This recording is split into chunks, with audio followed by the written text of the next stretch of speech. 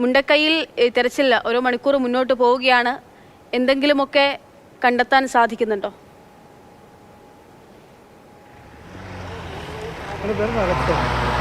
നിലവിൽ അത്തരത്തിലുള്ളൊരു പുരോഗതി ഒന്നും തിരച്ചിലിൽ വരുമ്പോഴും ഈ സമയം ഇത്രയാവുമ്പോഴും നിലവിൽ കാര്യമായ ഒരു കണ്ടെത്തലുകളൊന്നുമില്ല എന്നുള്ളത് തന്നെയാണ്. അക്ഷയ ഇപ്പോൾ ദൃശ്യങ്ങളിലേക്ക് പോയാൽ ഈ ഒരു മേഖലയുണ്ട്. മുണ്ടക്കൈയിൽ ഞാൻ നേരത്തെ സൂചിപ്പിച്ചാണ്, പുഞ്ചിരിമട്ടം മുകളിലായി കാണാം. അവിടെ നിന്ന് താഴേക്ക് വരുന്ന ഈ പ്രദേശമാകെ അങ്ങ് ഇടിഞ്ഞു പോയതാണ്. ഇവിടെ ഒരു വെള്ളച്ചാട്ടം വരെ ഉണ്ടായിരുന്നു, സീതാർകുണ്ട് വെള്ളച്ചാട്ടം. ഈ ഒരു മുകളിൽ നിന്ന് താഴെ വരെയുള്ള മേഖലകളിലും ദൃശ്യങ്ങളിൽ നമുക്ക് പരക്കെ കാണാം. ഈ രക്ഷാപ്രവർത്തകർ ഈ ഒരു മേഖല മുഴുവൻ കേന്ദ്രീകരിച്ച് വിന്യസിച്ചുകൊണ്ടുള്ള തിരച്ചിൽ നടത്തുന്നുണ്ട്. നേരത്തെ അത്തരത്തിലുള്ള പ്രതികരണങ്ങളിലേക്കൊക്കെ നമ്മൾ പോയിരുന്നു. ആളുകളും പൊതുവെ കുറവാണ്. 16 പേരാണ് ആകെ എത്തിയതെന്നാണ് നിലവിൽ ലഭിക്കുന്ന കണക്ക്.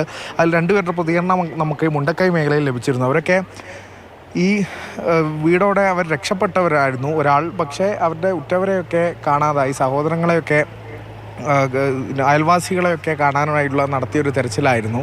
അപ്പോൾ എന്തെങ്കിലുമൊക്കെ ഒരു അവശേഷിപ്പ് അങ്ങനെ ഉണ്ടാകും എന്നുള്ളൊരു പ്രതീക്ഷ തന്നെയാണ് അവർക്കുമുള്ളത്. അങ്ങനെ അവരുടെയൊക്കെ കണ്ണിൽ ഇപ്പോഴും ആ പ്രതീക്ഷയുടെ കണിക അവശേഷിക്കുന്നുണ്ട്. ഇനി ഈ പ്രദേശത്തേക്കില്ല എന്ന് ആവർത്തിച്ച് പറയുന്നുമുണ്ട്.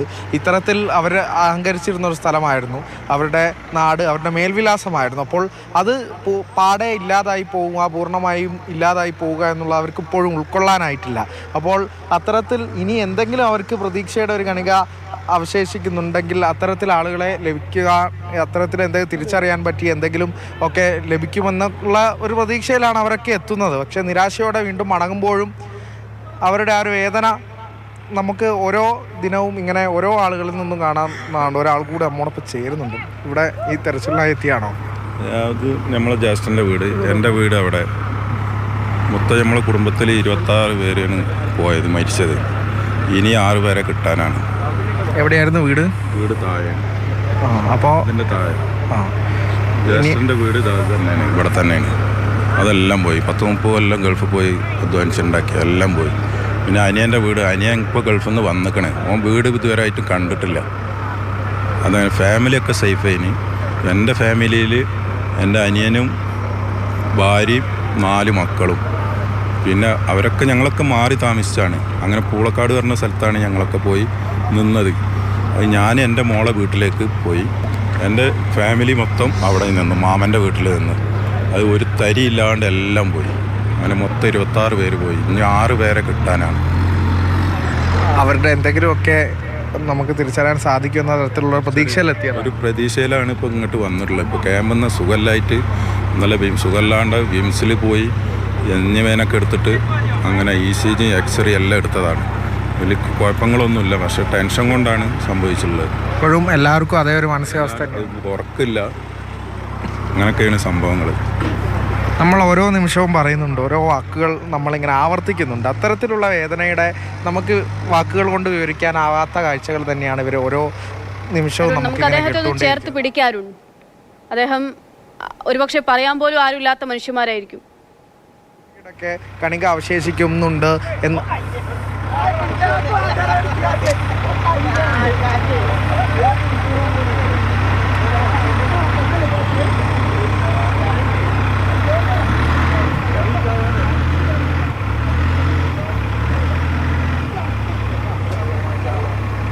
എല്ലാം നഷ്ടപ്പെട്ടു പോയിട്ടുള്ള മനുഷ്യന്മാരാണ് വന്ന് സംസാരിക്കുന്നതും പറയുന്നതും ഒക്കെ.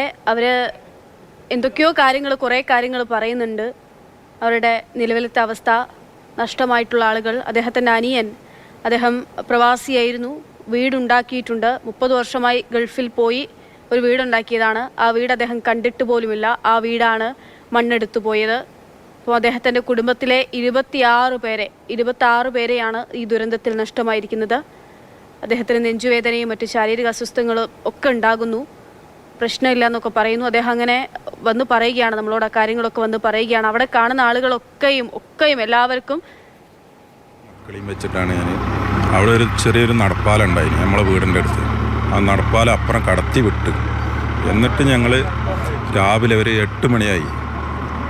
എന്നിട്ട് മെമ്പറെ വിളിച്ചു. മെമ്പർ പറഞ്ഞു ഞങ്ങളിപ്പോൾ വരാമെന്ന് പറഞ്ഞു.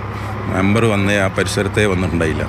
പിന്നെ ഞാൻ എൻ്റെ വിംസിലും പോയി എൻ്റെ മോളെ വീട്ടിലേക്ക് എൻ്റെ ഭാര്യനെയും മക്കളെയും അവിടെയും സേഫായി വെച്ച് അനിയൻ്റെ അടുത്ത് അനിയൻ പറഞ്ഞ് അനിയൻ്റെ ഭാര്യക്ക് ഗർഭിണിയാണ്, 5 മാസമായി. അനിയൻ പറഞ്ഞു വണ്ടിയിലിരുന്നാൽ ഓൾക്ക് ഇനി പ്രശ്നമാണ്, അതുകൊണ്ട് മാമൻ്റെ വീട്ടിൽ തന്നെ ഞങ്ങൾ 2 ദിവസം ഇരിക്കാമെന്ന് പറഞ്ഞു.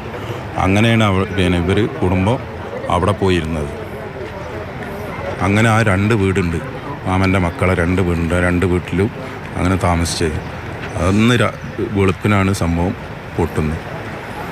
അതിൽ മൊത്തം എല്ലാം ഒരു തരി പോലും, ഒരു കുടുംബത്തിലെ ഒരു തരി പോലും ബാക്കി വെച്ചില്ല, എല്ലാവരും പോയി.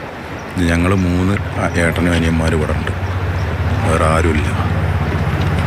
ഇത് നമ്മൾ നേരത്തെയൊക്കെ പറഞ്ഞാണ്, ഇത്തരത്തിൽ ഈ നാടിനെക്കുറിച്ച് അഹങ്കരിച്ചവരാണ് ഇതിൻ്റെ പ്രകൃതി മനോഹാരിതയൊക്കെ കുറിച്ച്. ഇനി ഇങ്ങോട്ടേക്ക് മടങ്ങിയില്ല എന്നൊക്കെയാണ് എല്ലാവരും പറയുന്നത്. ഈ ആളുകൾ തന്നെ പറയുന്നത് ഇങ്ങോട്ട് എങ്ങനെ വന്ന് ജീവിക്കുക?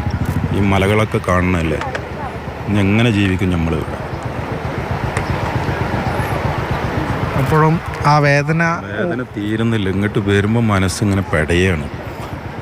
ഇനി നമ്മൾ എങ്ങോട്ട് പോകും എന്നുള്ള ഒരു ഇതും നമുക്ക് കാണുന്നില്ല.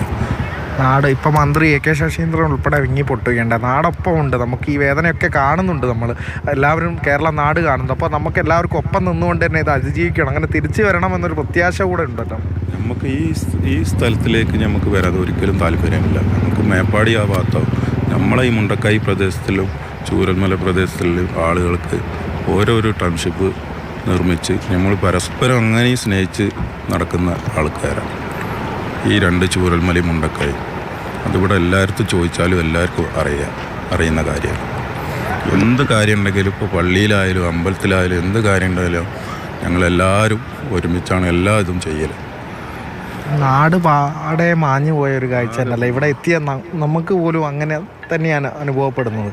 അപ്പോൾ നിങ്ങളെപ്പോലെയുള്ള ഈ പ്രദേശത്ത് അറിയുന്ന നിങ്ങൾക്ക് എത്രത്തോളമായിരിക്കും അതിൻ്റെ ഒരു ആഘാതം നമുക്ക് മനസ്സിലാവുന്നത്? അതെ അതെ അതെ, ഭയങ്കര വിഷമമുണ്ട് സാറേ, എന്താ പറയുക, അങ്ങനെയാണ്.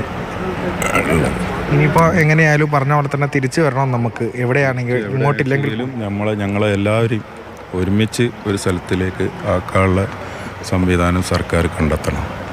അത്തരത്തിലുള്ള ഇനിയും ആ തിരിച്ചുവരവ് ആഗ്രഹിക്കുന്നവരുടെ വാക്കുകൾ തന്നെയാണ്. ഒരുമിച്ച് ഇനിയെങ്കിലും ഒരു നാടേ പാടുമായപ്പോൾ വിഭജിക്കപ്പെട്ടു പോയവരാണ്, വേർപെട്ടു പോയവരാണ്. ഇനിയെങ്കിലും ഒന്നിച്ച് ഇനിയുള്ള കാലം ഒന്നിക്കണം എന്നുള്ള ആ വാക്കുകളിൽ പ്രതീക്ഷയുണ്ട്, ആഗ്രഹമുണ്ട്. അങ്ങനെയെങ്കിലും ഈ നാട് തിരിച്ചു വരട്ടെ എന്ന് പ്രത്യാശിക്കാനേ നമുക്ക് ഈ ഘട്ടത്തിൽ കഴിയുകയുള്ളൂ. അക്ഷയ.